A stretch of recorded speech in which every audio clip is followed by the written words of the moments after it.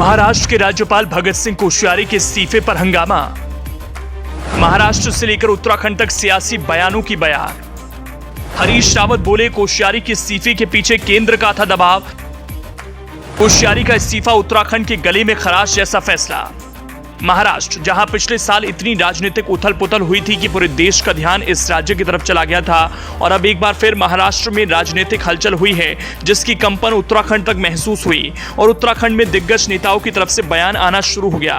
क्या हुआ महाराष्ट्र की राजनीति में जिसका असर उत्तराखंड तक महसूस किया जा रहा है, बताएंगे आपको इसी वीडियो में। बस आप इस वीडियो को आखिर तक देखते रहें। दरअसल महाराष्ट्र के राज्यपाल पद से भगत सिंह कोश्यारी ने इस्तीफा दे दिया है और इस्तीफे को लेकर भाजपा में काफी हलचल है। हालांकि भगत सिंह कोश्यारी ने राज्यपाल की कुर्सी त्यागने के बाद एकांतवास में रहकर अध्ययन करने की इच्छा जाहिर की है, लेकिन राजनीति के जानकार अच्छे से जानते हैं कि भगत सिंह कोश्यारी सत्ता से दूर नहीं रह सकते। हालांकि अभी यह तय नहीं है कि उनका अगला कदम क्या होगा, लेकिन सियासी गलियारों में इस सवाल की खूब चर्चा है कि भगत सिंह कोश्यारी एकांतवास में जाकर अध्ययन में जीवन बिताएंगे या फिर सियासत में एक शक्तिपीठ की तरह अपने समर्थकों की मुराद पूरी करने का माध्यम बनेंगे। उनका फैसला कुछ भी हो, लेकिन वो फैसला उत्तराखंड की राजनीति पर कुछ ना कुछ असर जरूर डालेगा। फिलहाल इस इस्तीफे के बाद जिन नेताओं के बयान आने शुरू हुए हैं उनमें कांग्रेस के दो दिग्गज नेताओं के बयान खूब सुर्खियां बटोर रहे हैं। सबसे पहले बात करते हैं उत्तराखंड के पूर्व मुख्यमंत्री हरीश रावत की।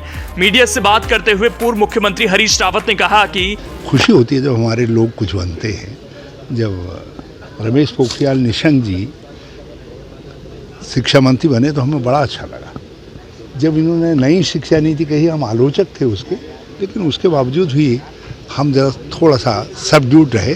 हमने कहा भाई हमारा छोटा भाई इस काम में लगा हुआ, मगर उनको भी बीच से हटा दिया।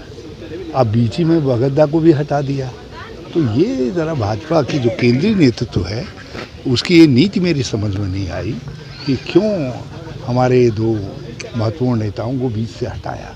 ये उत्तराखंड को ज़रा खराश जैसी लग रही है। नहीं तो पद में अपना कार्यकाल पूरा हो जाए तो कार्यकाल पूरा होने के बाद तो हर कोई रिटायर्ड होता है, हर कोई वो होता है। मान लिया आप किसी पद पर 5 साल रहते हैं और 5 साल बाद नए लोग आते हैं तो अच्छा लगता है, अच्छी बात है। ये एक प्रोसेस है, मगर इस प्रोसेस से हट करके जो मध्य में बीच में हटाया गया है वो जरा चिंताजनक है। उत्तराखंड की राजनीति में पॉजिटिव है, सकारात्मक है या फिर नकारात्मक? कहाँ से हमारे आदमी को हटा दिया गवर्नर से? अरे महाराष्ट्र जैसे महत्वपूर्ण राज्य का गवर्नर कोई छोटी मोटी बात? प्रदेश की राजनीति में सक्रिय करने की तैयारी तो नहीं है, क्योंकि माना ही जा रहा है कि अब उसके लिए हटा करके तो नहीं होता ना। जैसे जिन चर्चाओं के साथ हटे हैं उन चर्चाओं से तो लग रहा है जैसे दंडित किया गया हो।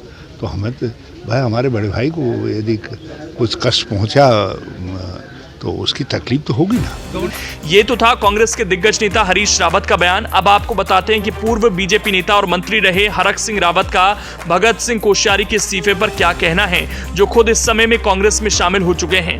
पूर्व मंत्री हरक सिंह रावत ने भगत सिंह कोश्यारी के इस्तीफे को उत्तराखंड की राजनीति से ही जोड़ दिया। देखिए, उत्तराखंड में मैं सोचता हूँ कि वो आएंगे, लेकिन अब मुझे नहीं लगता कि पता नहीं, देखो उनका शिष्य है, उनका छोटा शिष्य कहूँगा मैं, छोटा भाई तो नहीं कहूँगा, तो उत्तराखंड के मुख्यमंत्री है धामी जी।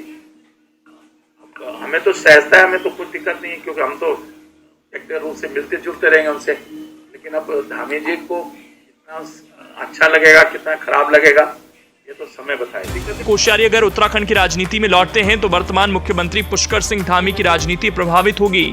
हरक सिंह रावत ने मीडिया से बात करते हुए कहा कि भगत सिंह कोश्यारी के उत्तराखंड आने पर मौजूदा मुख्यमंत्री और भगत सिंह कोश्यारी के शिष्य पुष्कर सिंह धामी का भविष्य क्या रहेगा ये समय ही बताएगा। इन कांग्रेस नेताओं के अलावा भगत सिंह कोश्यारी के इस्तीफे पर उनकी पार्टी की तरफ से भी बयान आया, जिसमें उत्तराखंड के बीजेपी प्रदेश अध्यक्ष का बयान आया, जिसमें महेंद्र भट्ट ने कहा कि भगत सिंह कोश्यारी हमारे वरिष्ठ नेता हैं, उनका लंबा राजनीतिक अनुभव रहा है। उन्होंने कहा कि वो अब अध्ययन करना चाहते हैं। निश्चित तौर पर पार्टी को उनके राजनीतिक अनुभवों का लाभ मिलेगा।